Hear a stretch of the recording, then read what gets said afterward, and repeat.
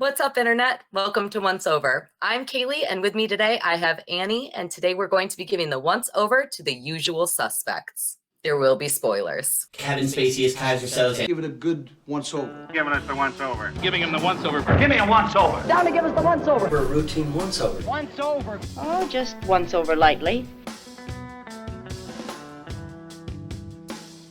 So Annie, I wanted to start out by saying thank you so much for joining me. I am so excited that you suggested that we watch this movie and talk about it. And I would love it if you would tell everybody a little bit about what you do and where they can find you before we get into it. Hey everyone, I'm Annie, the trainee review girl for WATP, Who Are These Podcasts. I also run my own show, What Is This Game, with the co-host, Dylan from Somewhere. You can find us on YouTube, and we are kind of on a hiatus right now where we're kind of waiting to do our next game, but at the moment we're keeping our options open, and I'm excited to be out here doing other things. Yay, very exciting. I was going to ask if you had spoilers for the next game, but it sounds like you're still thinking about it.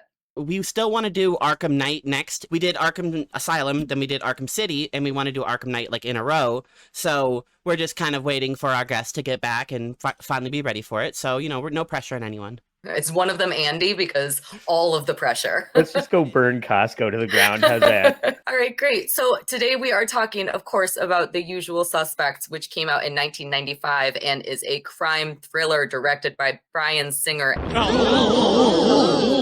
and written by Christopher McQuarrie. And it asks one of the most infamous TV movie questions of all time, right alongside of who killed Laura Palmer, who shot JR? Now, wouldn't that be a scandal? And of course, who killed Mr. Burns? The Usual Suspects asks, who is Keyser Soze? The plot follows an interrogation of a con man, Verbal Kint, who is played by Kevin Spacey, who is a disabled cerebral palsy guy and is one of only 2 survivors of a massacre at a ship dock. Before we deep dive into this film, we should really talk about a little bit how it came to be, because it was very different than how many movies come to be. This movie actually started out as just a title. So Bryan Singer loved the line from the movie Casablanca, all about the usual suspects. Round up the usual suspects. And so he was like, that's the movie, we're going to do it, it's going to be amazing. After they came up with the title, you would think the next step would be a plot, a script. But it was not.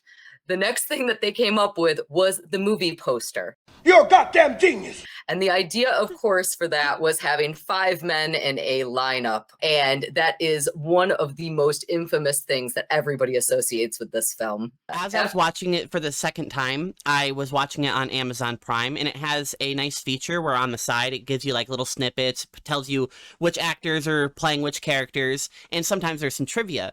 And according to one of the trivias that popped up on the screen, it said that this scene was supposed to be a very, very serious scene, but it was so hard to get everyone to play it seriously, where everybody's just kind of like, why the fuck are we here? What the fuck? Yeah, I heard that Benicio del Toro was actually farting throughout the whole scene, which is one of the reasons that they were all laughing so much.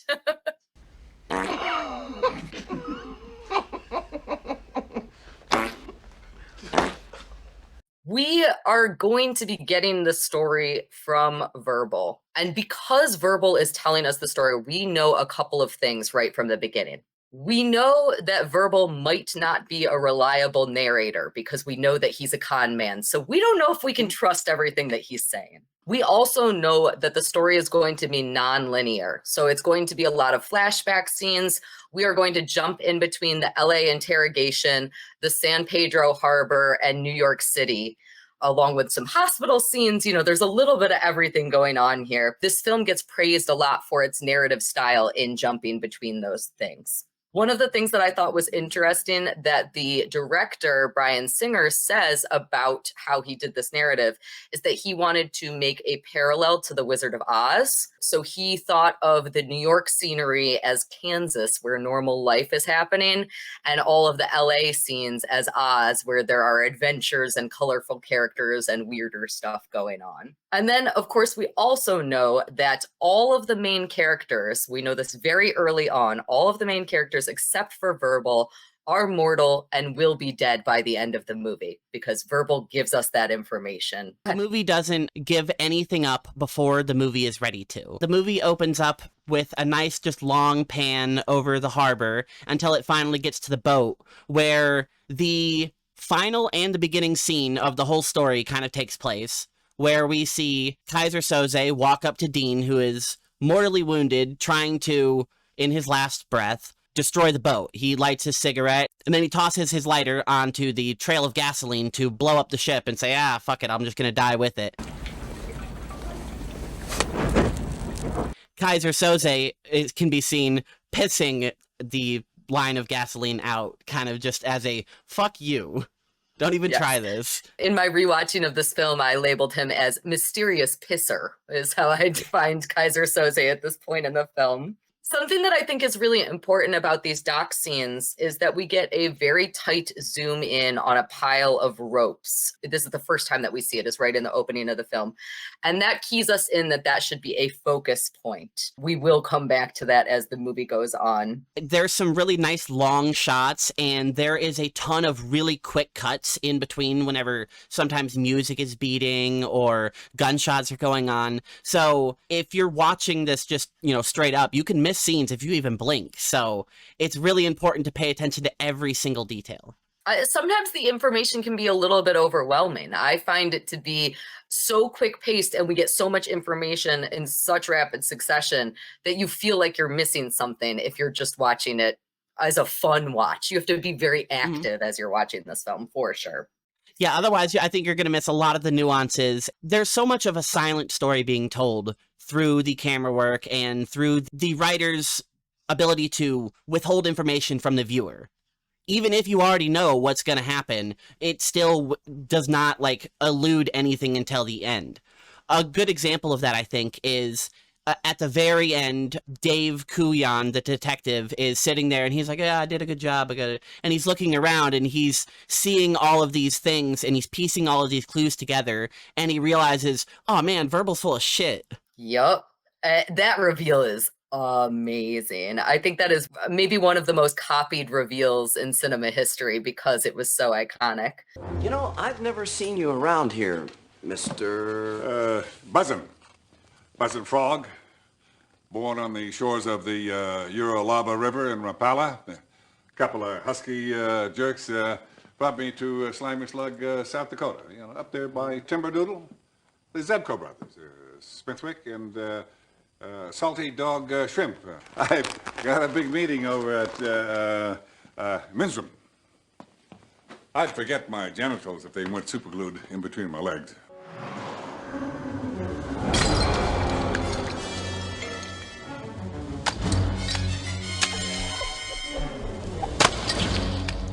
I think that this movie really succeeds in telling us how to focus, which is imperative for reveals like that. Some of the cameras that hint a second viewer would be on the boat, once it's kind of panning away, we get a shot of the porthole while the snitch is being held on the boat. It's a really nice, just quick, that's just a weird window shot for, I guess, no reason. But everything in this movie plays its part.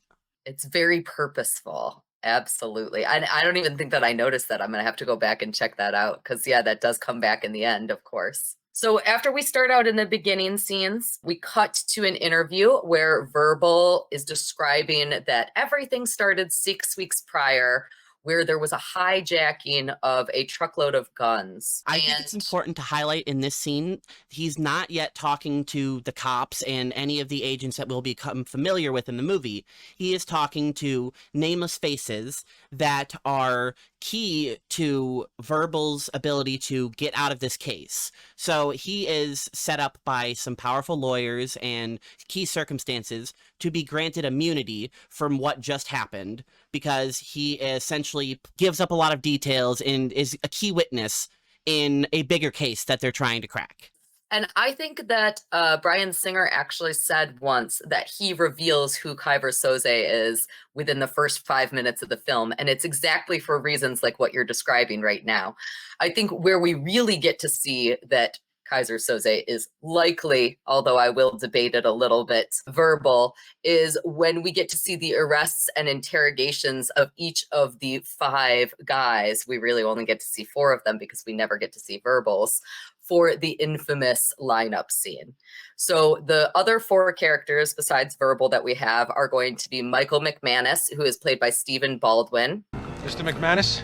Christ, don't you fucking guys ever sleep? He is arrested while he is sleeping. As a character, we get to see that he's goofy, he's crazy, he's not afraid to speak his mind at all. It's like almost a leader loose to me. cannon, but Yes, he is yeah. very laser focused on what his goal is. He's goofy and he'll like put you on edge, but he is definitely here to complete the mission. Next up, we have Todd Hockney, who's played by Kevin Pollak. I am not a Pollak! He is arrested while he's in the auto shop. Shit! And this leads into one of my favorite shots in the entire film, which is that we get the Jocelyn paint can, which sounds like a machine gun. Fuck you, pig. I think that cut is so incredible. It seems to me to be very inspired by the 2001 A Space Odyssey throwing of the bone into the satellite cut that is very famous. It's like you are going from something that you think is what it is into something that is completely seemingly unrelated. But of course, it's introducing us to who Todd Hockney is as a person. And we learn that he is very good with explosives. And we also learn that he, when he's getting interrogated by the cops, is the only one of the group to ask for a lawyer. Without a doubt, the one guy who didn't give a fuck about anybody. Yeah, he's pretty smart in that. It was interesting that you said that this scene was one of your favorite shots because of the audio work almost. Yeah, but you're like deceived going into it. So that's, like you have your expectation is swept under you. Immediately setting the tone work that you don't know what's going to happen. Stop expecting things already. I really think it's nice once he goes willingly with the cops, because what is he going to do? Fight off all of these armed guys? He takes his rag and he wipes his face and they all like, "You freeze, motherfuckers." And he's like, "Geez, you think you brought enough guys?" And he takes the rag and he throws it and it hits the camera, which is like a nice like smear cut to the next scene, which I think is really a really cool way to do it, because it starts building the music and the next scene is the next character that gets taken in. Which is Fred Fenster, who is played by Benicio del Toro. And he is arrested while he's walking on the street. And Verbal, who is describing him, describes him as a tight ass. And of course, his most notable character trait is his absolutely incomprehensible speech. Oh, is that the one about the hookup with dysentery? Yeah, on the second viewing, I'm really glad I had the subtitles, because I was like, Yes. I can understand what the heck he's saying. Apparently, this was a character choice by Del Toro that everybody was kind of horrified by. He realized as he was reading the script and creating his character that his only purpose as a character was to be killed by Soze in order to demonstrate Soze's power. And so his words were meaningless. So he was like, well, I don't even care if anybody can understand any of them. What are you saying? I say, he'll flip you. He'll what? Flip you. Flip you for real. That's a really good point, yeah, because he is killed off. He's the first one of the crew to die, and he doesn't even die in the climax of the movie. He tries to run away from the group whenever things get too sketchy for him, and he is presumably killed by Keyser. And you hit him in the back. Hello. So he realizes that he is a throwaway character, for lack of better term. And the best way to make that memorable is to make it impossible to understand what is happening. But one thing that we do know about him is that he works very closely with McManus. So we know that the two of them are very interconnected. At the scene at the end, whenever Fenster dies, McManus is upset because his partner of 5 years is now dead. And it's not just some guy to him, it was his partner. They had something much more intimate. I believe that in Turkey, this is one of the most popular movies, and most people in Turkey read the relationship between McManus and Fenster as a gay relationship. The guy's fingering my asshole tonight. Which I think is a reasonable thing to misunderstand, or maybe to understand, who knows? There's a lot of, at least one distinct shot in the movie that could frame McManus as a homosexual. He gets called out by Hockney, and he's like, "You want to dance?" Instead of walking away, he gets really close and almost looks like he's gonna try to kiss him. And then Verbal gets like in the shot, and he says, Ladies. Ladies." And then the scene still lingers, and they're just staring at each other until he's like, oh, okay, never mind. Fuck your father in the shower and then have a snack. One of the things that I really like about all of the characters is that they each have a distinct personality and they each have a distinct role to play. And it never becomes conflated. The fact that there is a lot of information doesn't get lost on each one of their characters. So they are really, really well thought out. Yeah, I think all of them are really nice, and all of the characters are picked for a very specific reason. Keyser Soze is the mastermind behind the whole situation. He picks each one of them because in the past they had allegedly done something wrong to him. So the next character that we get to see is Dean Keaton, who is played by Gabriel Byrne, and he is arrested at a fancy restaurant. Will you excuse us for a moment? Verbal describes him as the real prize amongst the usual suspects.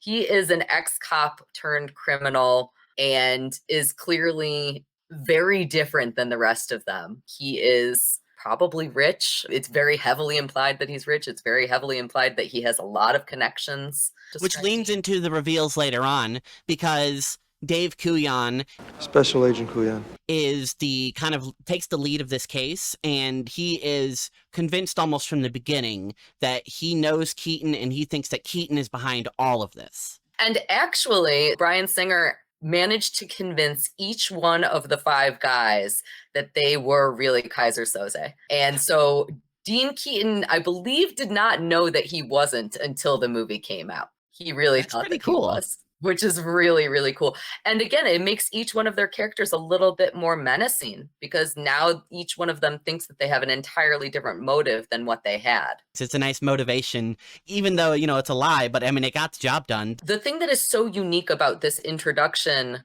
to the infamous lineup scene where we get to meet each one of the characters is that Verbal is not shown. We don't see Verbal's interrogations. We don't see his arrest.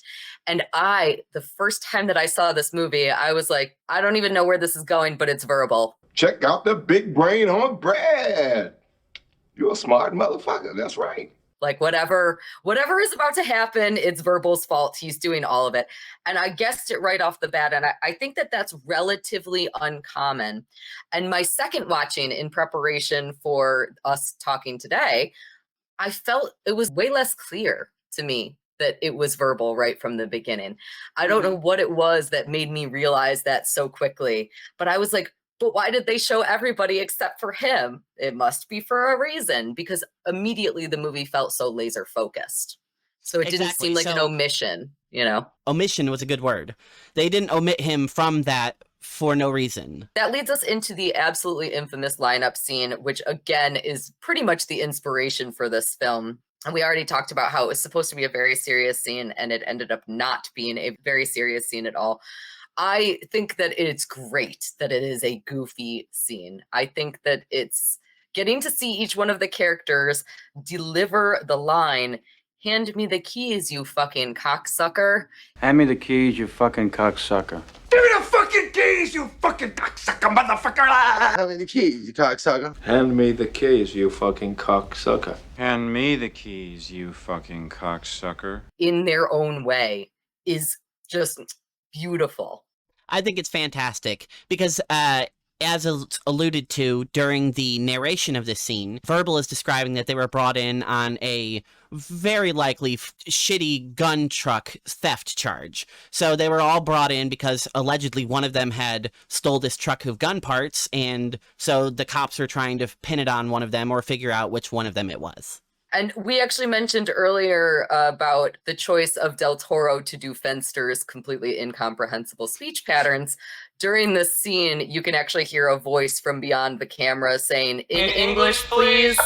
And that is actually the voice of McQuarrie, who is the writer of the film. That little interaction was ad-libbed between him and Del Toro, which I think is a really good one. Excuse me. Oh, that's fantastic. I thought it was the interviewer in the other room, like, hitting the mic and being like, can you do that again?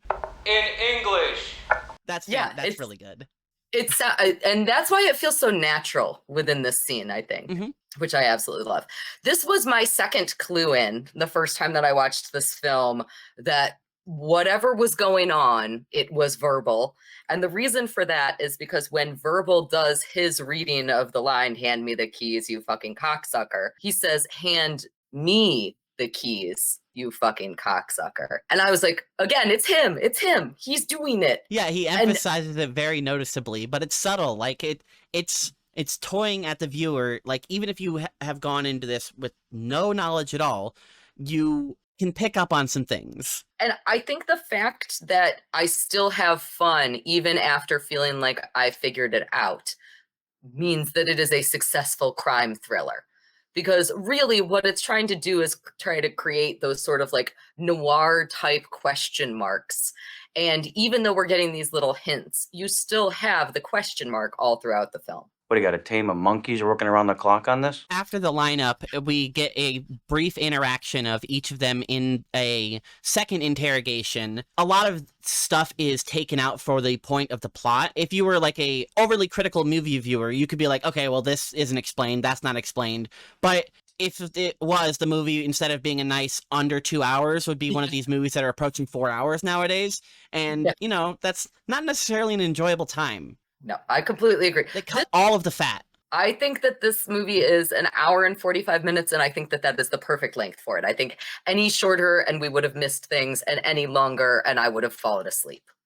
That's a great way to describe it. Yeah, it's a perfect movie length, and it keeps you interested all the way to the end. I was talking to somebody as I was watching this just today, and I told them the last 15 minutes of this movie are some of the most intense, fast-paced, just like revealing. The movie sets itself up as a very nice slow burn, and the music especially crescendos, and as bells are tinging, you're getting cuts of reveals and flashbacks to different keys to kind of let the viewer remember and piece it together as Dave Kujan, the detective, is putting this together. So the film's editor actually did the entire score. They were going to originally have somebody else score the film, and that person had to drop out. And the film's editor, who I believe's name is John Ottman, he had been studying music, and so they ended up having him do the score of the film. And to have an editor do the score of the film is a really smart thing to do, because that's the person who understands the pacing of the film better than anybody else. And they know exactly when cuts are going to happen. They know exactly when the mood needs to set and it needs to settle. It's a really, I don't think that happens very frequently, and it was very effective here. Multiple times in my notes, I have comments on the music that it's so well done. It never is too much. A lot of scenes are silent because you're supposed to be listening and paying attention to everything that's going on. So as we move forward in the film, we get to see all 5 of the guys in a holding cell, and they reconnect. And Keaton begins to think that the reason that they were put in the lineup was because of a shakedown. Because why would you ever have 5 felons in a lineup? It's always you and 4 dummies. PD are paying homeless guys $10 a head half the time. So you've already kind of mentioned this and touched on this a little bit, but you're absolutely right. We know that there is some reason that these guys are getting brought together. There's some puppet pulling the strings. Yes, and of course, we know that that's Keyser Soze. McManus, while they are in the holding cell, says that he knows of a job. So they are going to start doing crime together, and it's going to be wonderful. So who in the goddamn piss hell stole that fucking truck? It is revealed in a very quick, almost a throwaway line, that it was actually Hockney who stole the gun truck. 2 months ago, Mr. Hockney stole a truck carrying gun parts through Queens. Gun parts which were set to be destroyed by the state of New York. I did not even notice that. That's crazy. I think it's in the scene where Kobayashi, the lawyer, is talking about it, and he mentions it, and I believe it's Hockney who is, officially pointed at. That makes a lot of sense. He could use both trucks and guns, since he works in the auto shop. And it also kind of legitimizes the police's case, because it's pretty obvious from an outsider's perspective that the cops, almost all of them, are on payroll, whether or not they even know it. So they are bringing in all of these guys because they know one of them did it. They have a tip, or they have some sort of source saying, hey, one of these guys is here, and here are the people you're going to get for the lineup. Who was the witness? Who was the person on the other side that apparently heard the truck voice? None of this is told to you because it's all laid out by Keyser as a ploy to get them together.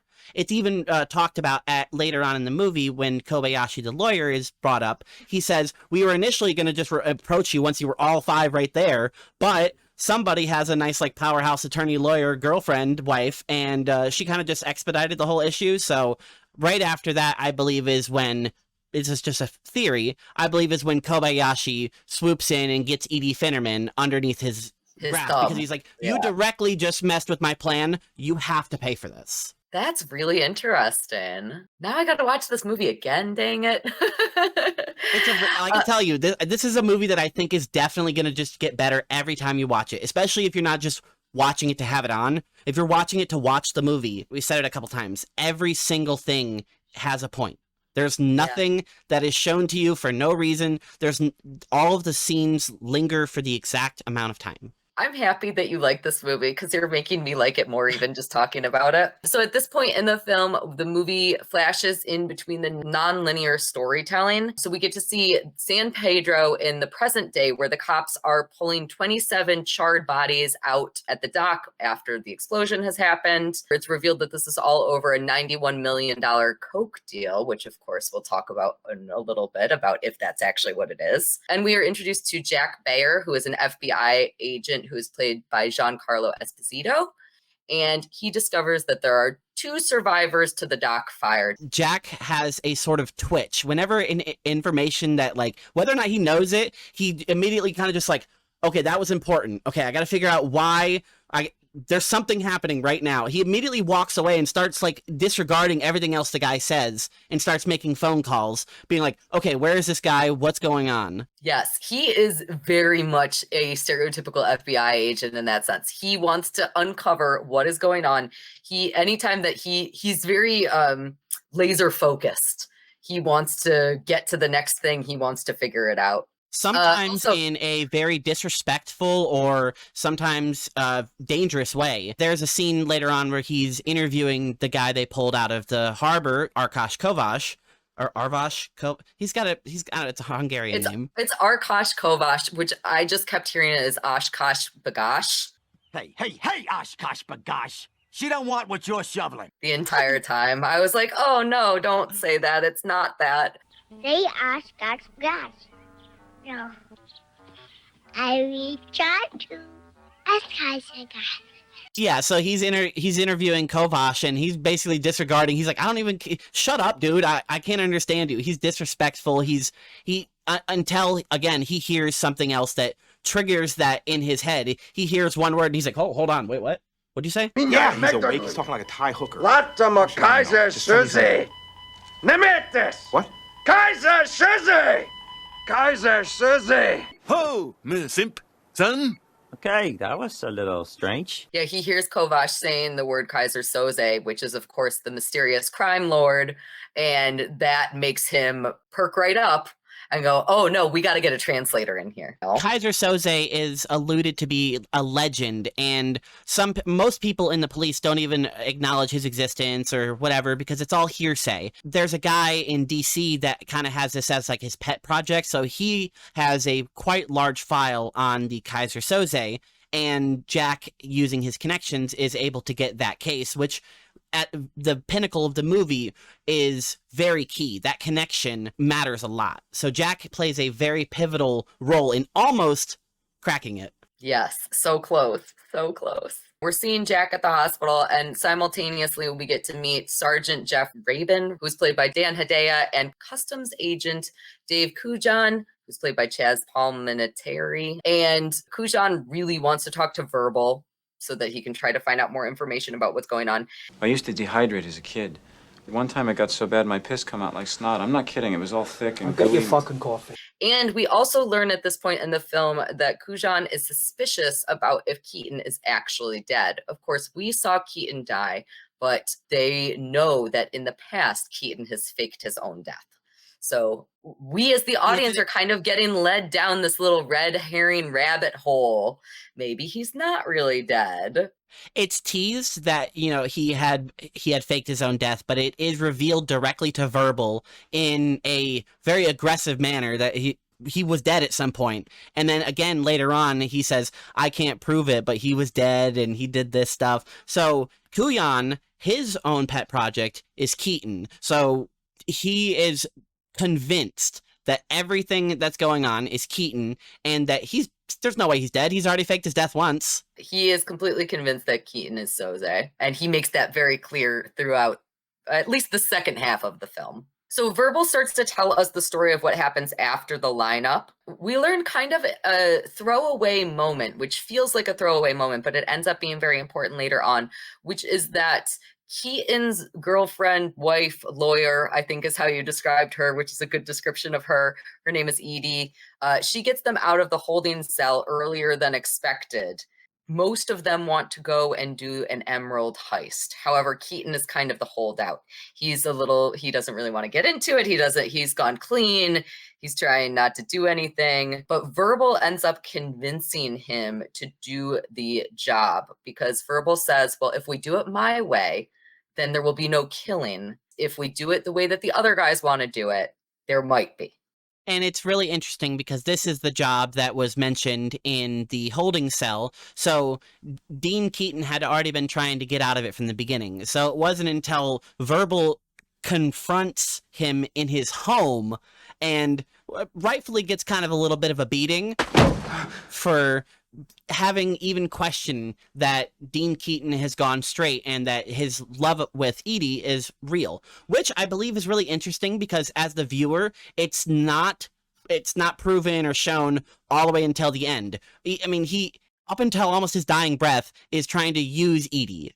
Yes. He said, I think one of his last lines before he faces off with Keyser is, if I can't get Keyser, then Edie will. Edie will get him her way. Well, okay, you know, it's nice that you know she's maybe smart and stuff, I love you. You know, I love you. I'm sorry. Be safe, be smart. Anything. Those would have been nice things to say, but you know, it doesn't matter. Women. So Verbal also describes, as they are talking about doing this emerald heist, that all cops are corrupt, or at least almost all the cops are corrupt. And because of that, they are basically drug escorts for people, which results in a very epic battle scene where the gang attacks a cop car, smashes it to bits. Stupid asshole! Watch your fucking move, motherfucker! Lights it up on fire.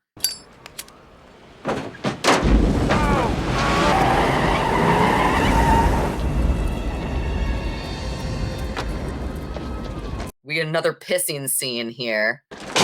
And we get to see all of them function as a team for the first time. Each one of them has their own defined role. Each one of them is their own character. And that's what makes this heist so successful. It's also really well planned because Verbal knows everything that's going on. The target that is of this particular heist is New York Finance taxi cab service, which is a cop illegal smuggling. They take criminals and take bribes to safely ferry and escort criminals to places in a cop car. So, you know, essentially they can just do whatever. They have carte blanche because they've paid off the cops that are taking them there. This plan is, I believe, executed very well. It's super fast. It's kind of like a smash and grab blitz. Yeah. I was theorizing as I was watching this is the movie talks a couple of times about how Keyser is in complete control of everything. Nobody knows who's working for Keyser, and if they do, they're not going to be for long. I believe it's just a theory that the New York Finest taxi cab service was a particular thorn for Mr. Keyser Soze. I believe he may have used it in the past, and once they had kind of accidentally gone public and started being scrutinized for their probably illegal activities, they shut down. But as soon as they go for one more job and they stick their heads up, Keyser fucking smashes them. Do you have a theory about what Keyser's motivation is? Overall? Yeah, we haven't talked about his background. Let's talk about his background a little bit because he is based upon serial killer John List, who is somebody who murdered all of his family. He He murdered his wife, his mother, and I think 3 children. And then he eluded the cops for 17 years. He went into hiding for 17 years. So Keyser was very much on a creep off episode. Oh, that makes sense somehow. And, you know, I mean, pretty much Verbal is just Carl, right? He's a club-footed idiot, so. Wow. So many connections. Keyser is evil.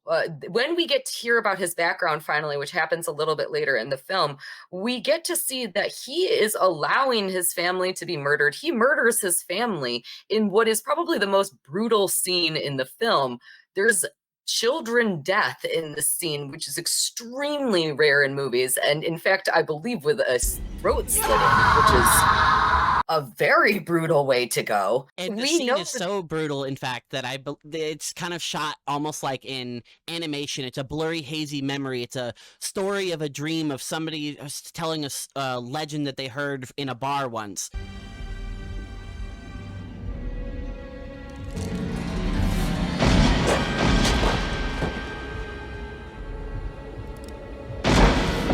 He tells him he would rather see his family dead than live another day after this. I mean, it's really nicely done, I think.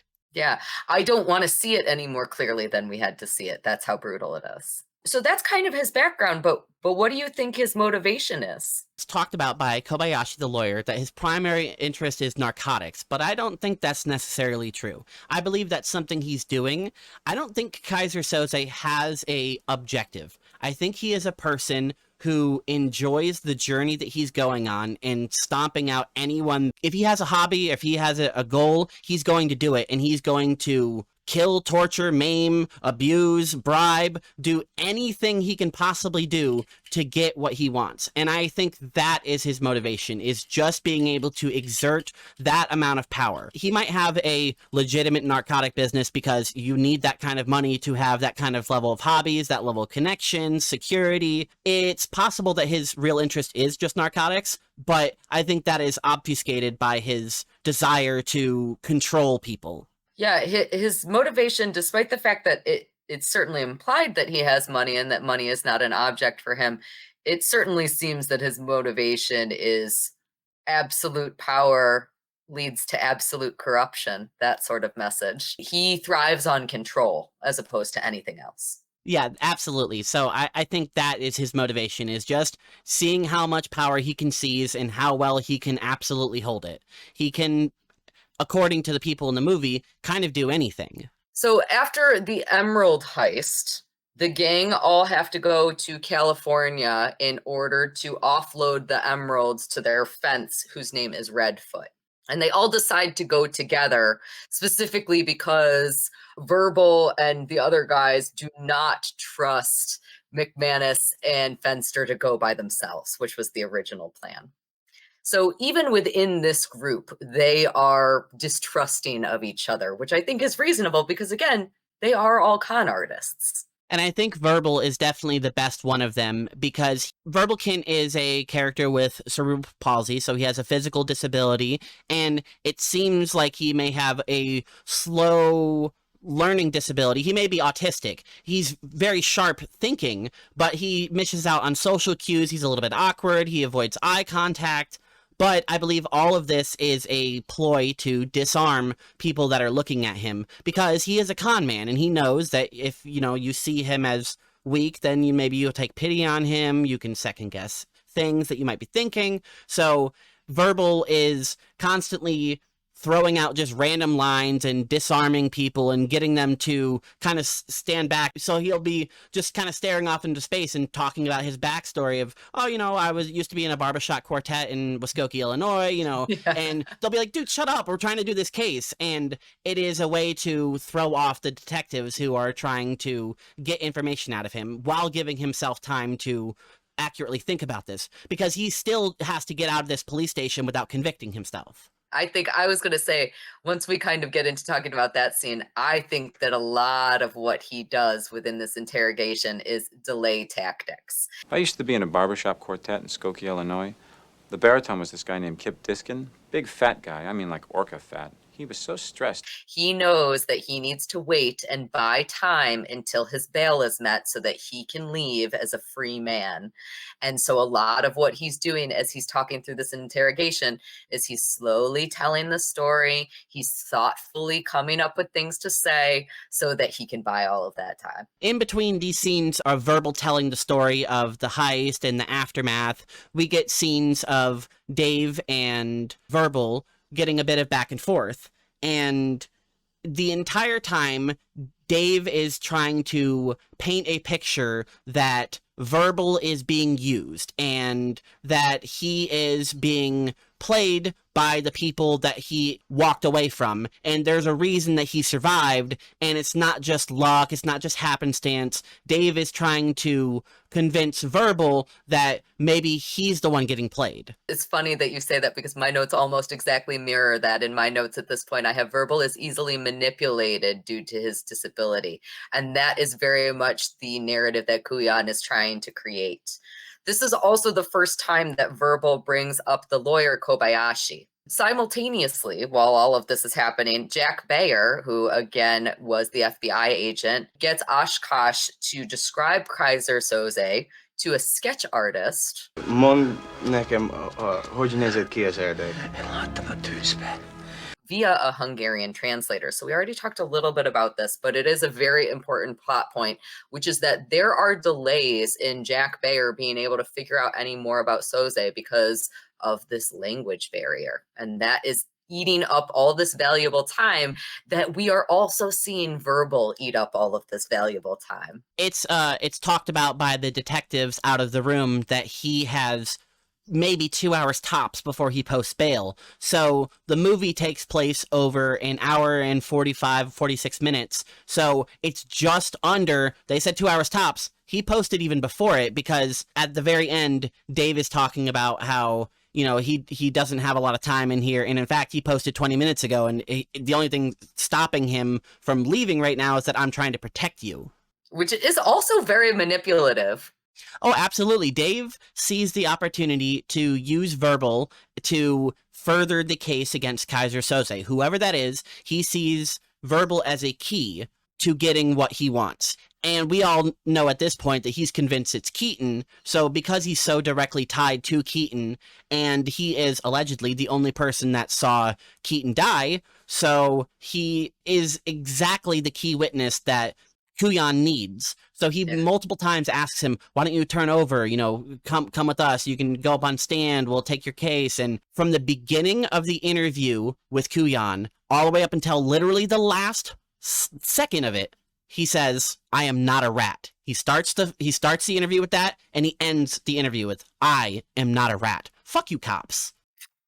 Who would he be ratting on, though? I guess is the question, as we, the viewer, know more than Kujan does at this point. I believe Dave had painted the picture at this point pretty clearly that it's obvious that Keaton could have gotten away. Dave, up until 4 minutes later, buys Verbal's story. He is sold. He's like, okay, I got everything I needed from this guy. I watched him cry. I physically abused him. I did a lot of shitty things to this guy just now. So he lets Verbal leave under the guise that, okay, Keaton's still out there, and this guy is a key to getting him. And whoever Keyser Soze is, if he is for sure Keyser. He knows that Keaton is attached to him, but he doesn't know for sure whether it's him or not. As the movie continues, we go back to another section where Verbal is doing more storytelling, and this is going to be the part where we are no longer in Kansas anymore because Verbal is telling us about the California jewel heist where they are meeting Redfoot, and Redfoot asking them to do another job. We arrived in Los Angeles and met McManus's fence, Redfoot. He had a good reputation. Seemed like a good guy.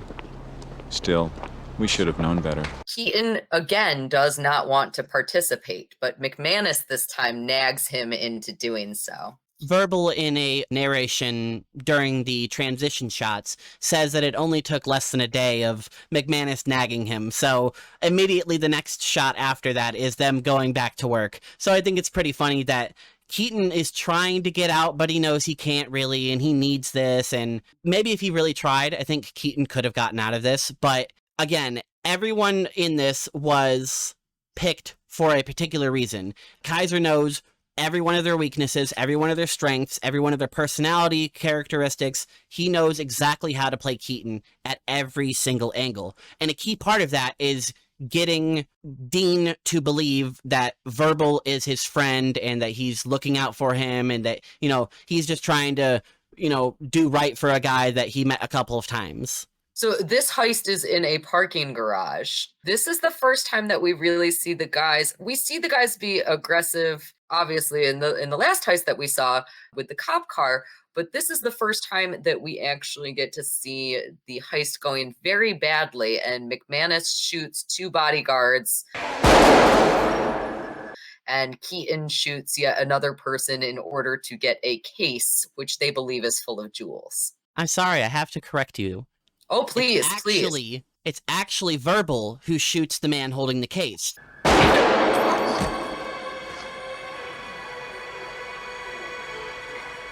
Dean is trying, he's wearing his mask, and he's trying very hard to get away with this without killing him because he doesn't want blood on his hands. And just a second ago, 2 guys were killed. Please don't make me make it a 3rd guy. And he's hesitating, and the scene holds, and it holds, and it holds, and then bam, the guy gets shot in the head, and then it pans, and it's Verbal that's doing it, and he's basically like, okay, you're totally right. I had to limp over here and shoot this guy. Can we please leave now? Yes, and it's a very ruthless moment. I think that Verbal is much more in control than we have seen him be in before.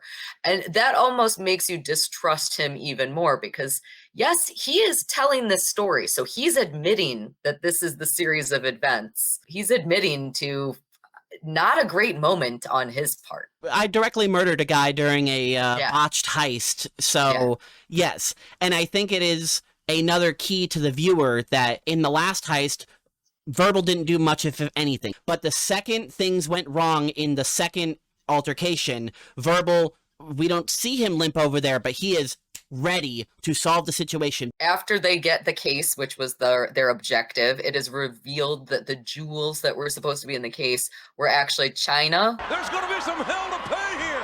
Look out! Oh my gosh! Which I believe is coke or heroin. It's one of the drugs. Yeah, it's a slang for drugs, and they're noticeably upset about it. Redfoot had said that the deal was supposed to be a guy buying products. Sometimes he does, sometimes he doesn't. So the guy should have money, and if they do the deal, then you guys get the money, I get the product. And the whole situation, it seems to be a setup. So they are pissed off because they narrowly get away from it.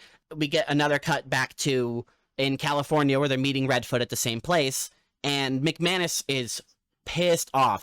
What are you doing? What's it look like I'm doing? I'm gonna kill him. Look, we did it your way, now we're gonna do it my way. Are you gonna kill him? I'm gonna deal with it.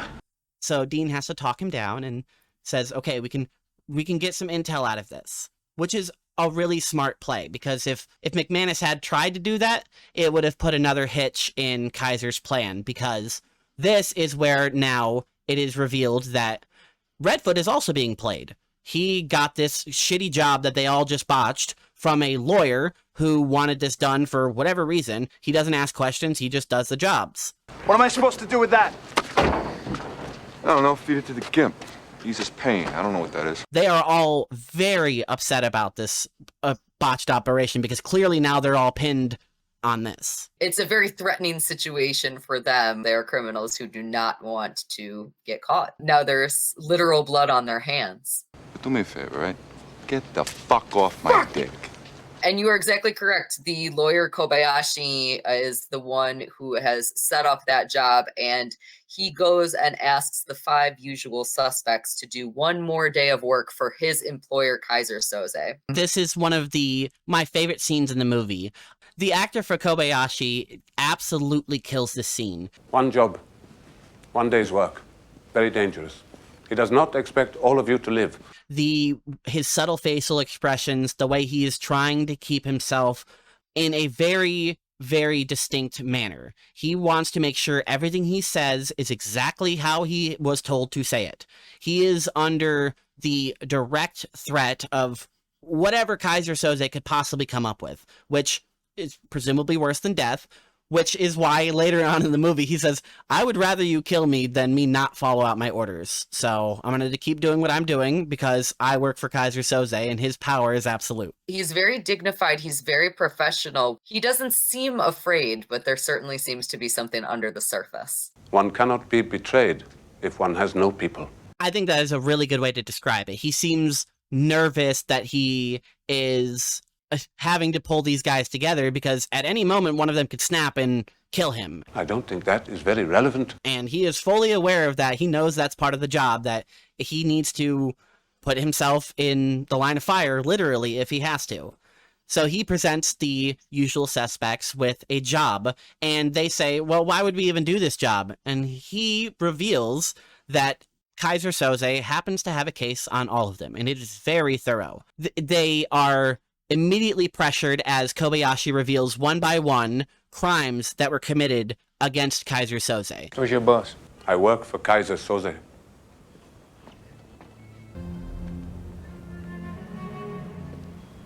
Who's Keyser Soze? One of the other main things that is a hint that Keyser Soze is actually verbal, or at least that's what's heavily implied, is that Sözel or Soze in Hungarian actually translates to verbal. So we get a huge hint within the name. The other part of his name is also translated in a lot of languages to emperor. So Keyser is like emperor, king, you know, to right off the bat lord over his title of power over you. So we get all of these kind of hints as Verbal is telling us these tales. Kobayashi blackmails them into doing a job where Soze wants them to raid a ship and destroy $91 million of cocaine that's aboard the ship. And he makes it clear that he doesn't even care about the money. The money is theirs. They can choose to wait until the deal is handled and they can take the money, or they can go in and destroy the cocaine. The only goal they have is to go on the boat, and destroy the cocaine. Dean confronts Kobayashi there, and he asks, why should we even trust you? And Kobayashi confidently leaves the room, leaving them with a briefcase, which has all of their files, directly proving that, you know, they know who they are. It's correct. And it is essentially a dossier detailing the boat, the blueprints of it, probably who's going to be there, how many guards. So all of this is known by Keyser and his associate Kobayashi. So they want to make sure this job is successful, and they properly arm the crew they just hired. Everybody I've ever worked with or did time with. Back at the station, Verbal continues back telling this story, and we get one of the most famous quotes from the film, which is used twice, which is, The greatest trick the devil ever pulled was convincing the world he didn't exist. which is a indirect quote from the French poet Baudelaire. And this is, again, Verbal telling us very much, I'm convincing you that this isn't real. I'm convincing you of a story that I am weaving. And it's very subtle, but very beautifully done. It's absolutely just flaunted right in your face, and it is a beautiful work of the subtlety of this movie. Verbal continues on telling Kujan more about the urban legend that is Söze. Again, this is where we get that scene that you and I already talked about, the extremely brutal scene where we are learning that Söze murdered his family and is effectively a spook story. We don't know that he's real. You know, we know that he's real, but he's such an urban legend that the cops are not entirely convinced of it. As they are starting to do this job, another scene that we briefly touched on is that Fenster eventually tries to flee from working for this job, but he is killed, which results in what I think is probably the most tragic scene of the film, which is McManus wanting to bury him with his hands. Oh, this is nuts. The rest of the crew is very hesitant of it. They say it doesn't matter if we bury him. They're going to find him as soon as his body starts rotting. McManus gets in the face of them and says, this isn't just a guy. He's not just part of this crew. He's my personal friend, and we fucking owe it to this guy. I'll be damned if I'm going to sit here and let you disrespect my friend. It's interesting to me that Dean is the first one to actually go to start digging, because he is realizing that and everything is falling apart. You know, he thought that for a moment that maybe he could get out of here, but this is direct proof that they are tied to this and they can't get out of this. Because they do know that not all of them are going to survive this job. Kobayashi was very upfront about that. He said, not all of you are going to live, but the ones that do, you got the share of $91 million, however you guys decide to split it. Fenster is not just collateral in this scene. McManus makes sure, and then Dean continues along the idea that this is not just collateral, this is a human. I think it's interesting to see how quickly Fenster was put to death after he fled the situation, which is a good indicator that they are firmly in the grasp of Keyser now. Keyser has shown his metaphorical face to them, and they work for him now, whether they want to or not. In response to all of that, the men go and threaten Kobayashi. So they dress up in workman uniforms, and we get what I think is very cool elevator scene where McManus is sitting above the elevator shaft looking down and kills a couple of guys. Power cuts, and it's just a quick 2-tap, which is very interesting because he's already killed 2 people, and he kills yet another 2 people. And it goes with the constant theming of the 2 shots, 2 kills, or 2 shots, 1 kill. There's a lot of just 2 repetitive shootings. I think it's really interesting because almost every shot in the movie is followed up by a second shot. I never thought about that before either. Do you have a theory as to why that is? No, I think it's just a quirk that he has. He just likes his double tap. You know, it's funny. One of my criticisms of this film is that I think that the director, Bryan Singer, is a little full of himself. I think he's like, yeah, I'm doing a great thing here. I'm making the next Citizen Kane. I am, he's compared this film to Rashomon. He really thinks that he created a masterpiece. I'm not saying that he didn't. What I'm saying is that anytime that somebody thinks that, I get a little like, okay, are we really going to be this conceited about it? I think it's different. It's a story that they've never seen before. I don't think people have seen a cast like these particular actors in this particular light before. I think the ending came out really well, and it plays with there's a lot going on, but the aesthetic is accessible. You don't let it stand for itself. It doesn't need to have that sort of a defense mechanism. So I would be hesitant to try to analyze the 2-shot thing because I'm sure there was a reason for it, but I don't know that I want there to be. McManus kills the 2 bodyguards and then tells Kobayashi to go to floor 20. Press 20. Do it now. Where they have already cleared it out and they already have it ready, essentially as a kill room for him. Mr. Soze will be most upset. Listen, you cocksucker, there is no Keyser Soze. You mention his name again, I'll kill you right now. Strange threat, Mr. Keaton. I can only assume that you've come here to kill me anyway.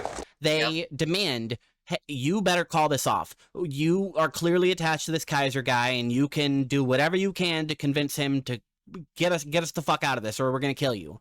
And Kobayashi makes it clear. But I cannot make this decision. Whatever you threaten me with is ludicrous in comparison to what will be done to me if I do not carry out my orders in full. I have to follow these orders, even if it ends with you shooting me in the head right now. And this is also where Kobayashi threatens their families, in particular Edie. Edie Finneran.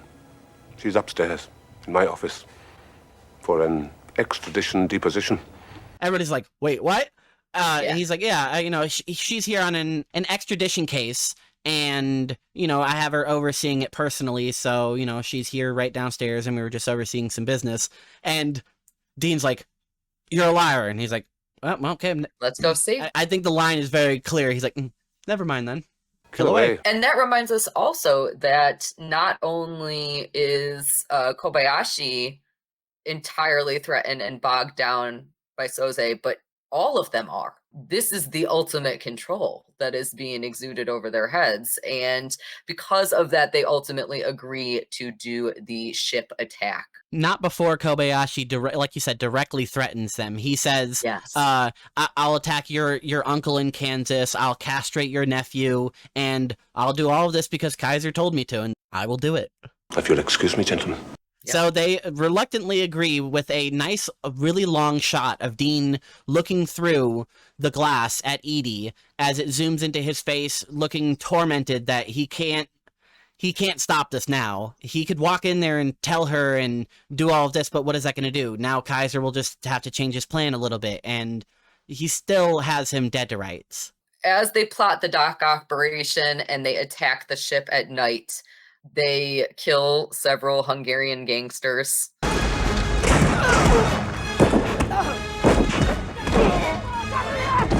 Before discovering that there is no cocaine aboard and that it is a setup. Dean is taking a moment as he searched basically every room of the ship, and McManus comes and they both aim guns at each other before they realize, okay, it's you. Dean realizes and reveals there's no coke here. There is no fucking coke! Before they went onto the boat, Dean pulls Verbal aside and he takes a moment to tell him, if things go wrong, just stay here, get the money, get to Edie, and tell her what happened. She has connections. She can, if we can't get Keyser, she can. And of course, during this time, we get to see the deaths of almost all of the main characters. So an unseen assailant actually shoots Hockney in the back.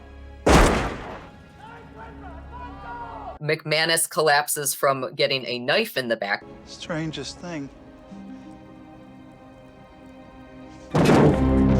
So both of them are stabbed in the back. Whereas Keaton, who of course we saw this shot in the beginning, he is shot in the back. And I think that that's quite poignant. That is Keyser's method. He will stab you in the back and then he will shoot you twice. And this is another place where we absolutely get to see how unreliable Verbal is as a narrator, because we get to focus on the ropes again. And there's actually a couple more shots where we get that quick zoom in on the ropes. And in one of them, we see Verbal from his hiding spot behind the ropes, seeing Keaton being murdered. And of course, in the third shot, it is revealed that, of course, Verbal was not actually behind the ropes. So, you know, his story, despite that we're getting the same exact shot, it is changing in the sense that we're learning more and we're learning less because we have no idea when he's telling the truth. I think it's really interesting because the very first scene of the movie is this scene where Keyser kills Dean, but that is the only time it's ever the truth. Yes. Every other time, it's another lie in the net that Keyser is weaving. And during those sequences, we get to find out that Dave believes that Keaton must be Soze because a prisoner is aboard the ship named Arturo Marquez. And Arturo Marquez was believed to be able to ID Soze. So Marquez was represented by lawyer Edie, which of course is Keaton's girlfriend, who we now know was murdered. She was found yesterday at a hotel in Pennsylvania, shot twice in the head. Which is now directly tying her to the connection that Keyser has. Kobayashi pulled Edie in to oversee the case over Arturo, which isn't revealed until now that that is the case that she's overseeing, and that directly puts her in the sights of both Dave Kujan, Jack, and Keyser. Yeah, so of course, with Dave thinking that Keyser is Dean, he thinks that the assault was used as a method in order to kill Marquez and fake Dean's own death.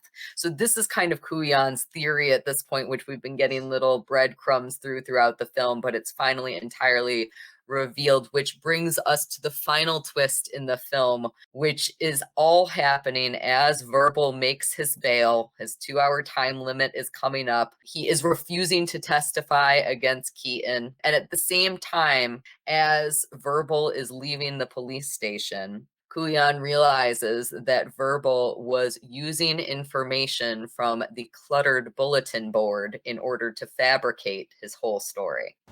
Fucking cops. I think it's nicely set up right as the reveal is laid out to us. Dave is staring at the mess that the sergeant's office is, and he says, Man, you're a slob. Yeah, but it all has a system, Dave. It all makes sense when you look at it right. You gotta, stand back from it, you know?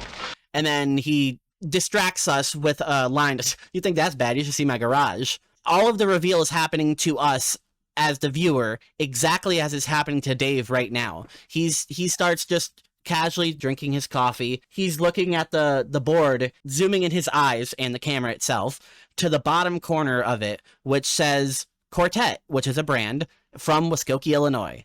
Yep. And he starts looking at everything that's in the room and seeing all of these things that Verbal has said through his story and also the disarmaments that he's been using of just telling random things about his backstory and things to familiarize the detectives with this character that Verbal Kint is, which, in all honesty, is probably nobody. He was probably crafted in this moment, right now. Nobody in the rest of the crew cares about who he is. They see him as just a con cripple guy who is kind of a lost puppy to Dean, who for some reason Dean feels sorry for. He's latching on to Dean and using Dean as his crutch, literally.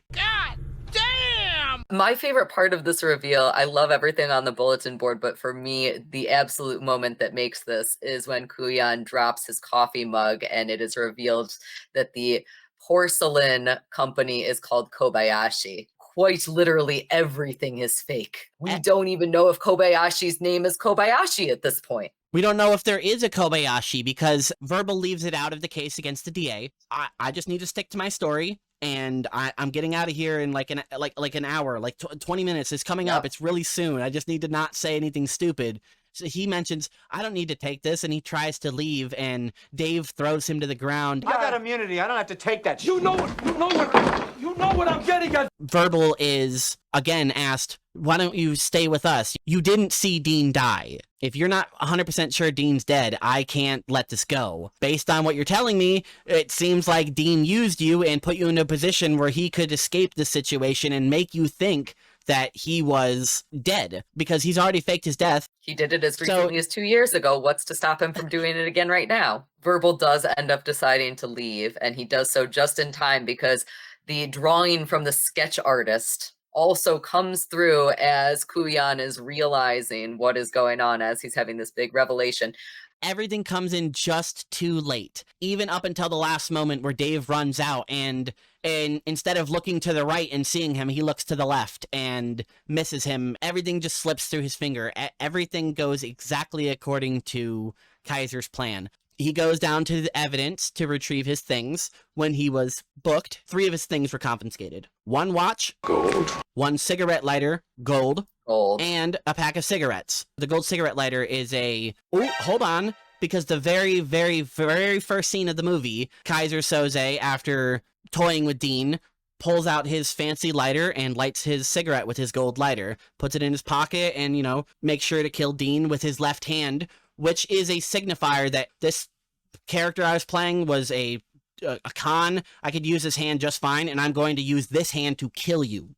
He's actually also wearing the gold watch in that sequence as well. But I will make an argument that I don't think that it's definitive that Verbal is actually Soze. I think that there is an argument that somebody else could be Soze. I think it's heavily implied that he is. But my argument against it, because I agree that the watch and the lighter sure do seem very damning. My argument there, to play devil's advocate, is, well, maybe Verbal was holding on to that stuff for Soze because that's one of the things that he was tasked with doing. What the hell are you talking about? But I do think that gold watch and lighter are a very big tell. We see a nice long shot of him walking down as it pans back and forth between the scene of Dave realizing all of this. And I think this is the crowning achievement of the sound, the editing, the pacing, the cutting. It's like how your brain is working whenever you are just about to solve a problem and you're hearing things, you're remembering things, you're just visualizing all of this in your head. And I think the sound is so good because you just hear lines lapped on lines, and some things are accentuated, things are faded in on top of each other. You, as the audience member, are putting this together, and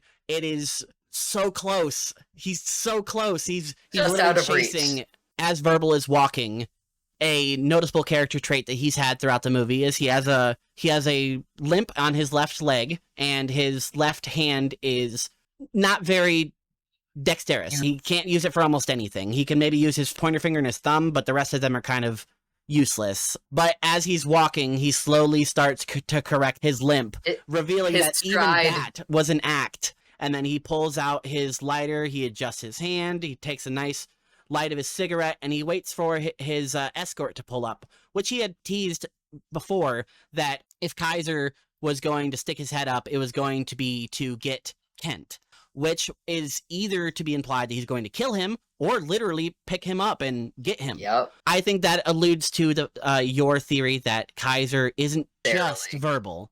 I think that it is a collaboration. He does have then that urban legend element to him. He really is kind of that spooky, that spook story, because he's a conglomeration of evil. I think there's even situations where Kobayashi is the front man and he's the one going and playing these cons, and Verbal is the one on the side playing his character and pulling the strings for Kobayashi in his moment. I think they're both just actors that play their roles where they need to be. Verbal is the unsuspecting cripple con man who's just trying to struggle and, you know, break the laws where he has to because he feels like he can and he needs to. And then you have Kobayashi, who is this prim proper, in power, assumably lawyer, because he's referred to as the lawyer.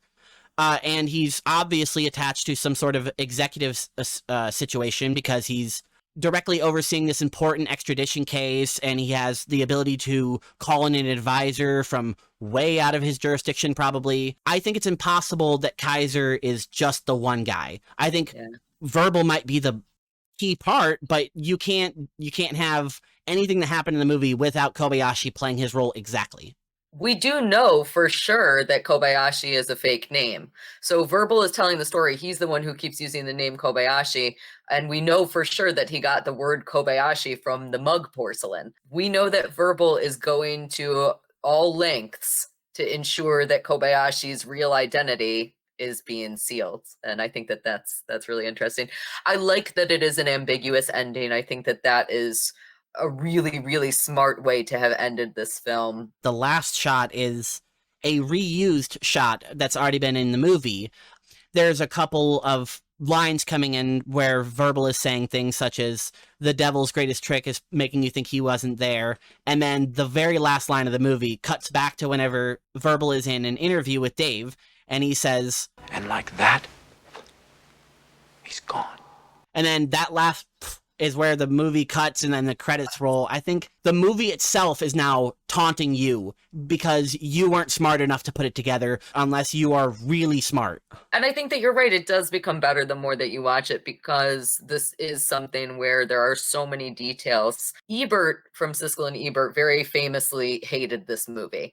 He said that there was just too much information happening in the movie. He went and saw it twice. He didn't like it when he saw it at Sundance, but everybody else loved it. And he figured that he just had missed something. So he went back and saw it a couple months later. And he said something that I think was very interesting, which was that he wants to be amazed by motivation, not by manipulation. And this movie is certainly a manipulation. And I tend to side with Ebert on this, that this is not my favorite movie of all time. I don't know that I can give a good reason for that, because as you and I just talked through it, I loved it. I'm having a super fun time talking about it. I enjoy watching it, but there is just so much information, and it feels like the goal of the movie sometimes is to mock me for not figuring it out. I struggle with a director who wants to make fun of me. And again, that's kind of my problem with Bryan Singer as a director for this film, because I think that he is so proud of his work. I think he's like, look at what I did. I outsmarted all of you. I'm better than all of you. I made the best movie. It's an instant classic. Everybody loves it. I'm just the best thing that has ever happened. And I don't appreciate that as a viewer. It's an unintentional level of smugness. Smug is the correct word for it. Absolutely. And you're right. The movie plays with you as though you are less smart than you think you are, because like I said, the final shot in the movie is just it being like right in your face, literally right in your face. I love to, on my channel, rate movies on a scale of 7 thumbs up. So I would love to know what you, Annie, think that this movie should be rated on a scale of 7 thumbs up. I would just say 6, because there's always a room for improvement. I feel like maybe some scenes could have been paced a little bit better, or maybe if there was just a couple of extra just seconds in scenes, things would have had room to breathe. So much comes at you so fast that if I was watching this in a theater, I wouldn't necessarily be able to enjoy it, because I can't press pause and rewatch something. I don't have any time to process it, because the movie doesn't waste any time at all. So I completely agree with that. I would probably give this a 4 out of 7 thumbs up. And my reasoning for that is because if I was not taking notes along with watching this movie, if I was not pausing it in order to figure out what just happened, if I was not simultaneously reading Wikipedia plot summary while I was watching the movie, I would have no idea what happened. And I mean, by the end, it would all be revealed, but there's enough time in the middle where I would have been confused that I would have just gotten bored of it. That's a struggle for me when it comes to a film overall. On the other hand, the idea that it is a meta film about manipulation where I am being manipulated is cool as all fuck. So I really do like that, even though it's kind of a criticism that I have as well. It's a great art piece and it's a great story. I agree that it's not necessarily a great movie. It doesn't treat the audience member like they are part of anything. They are hiding things from you. They are making you think things incorrectly. And then whenever the reveals are given to you, it's kind of in a smug way. Well, thank you so much, Annie, for coming and joining me, for suggesting that we watch this movie. I had an amazing time watching it. And I think I had an even more amazing time talking with you about it. It was just an absolute pleasure for me to be able to do that. So I would love it if you would tell everybody one more time where they can find you. Thank you very much. I do a video game review podcast. We currently have 15 episodes live right now, and you can find that on youtube.com/@WITGS. That is What Is This Game Show. And of course, all of Annie's information will be linked down below. Thank you again so much, Annie, and thank you guys all for watching. And I can't wait for the next one.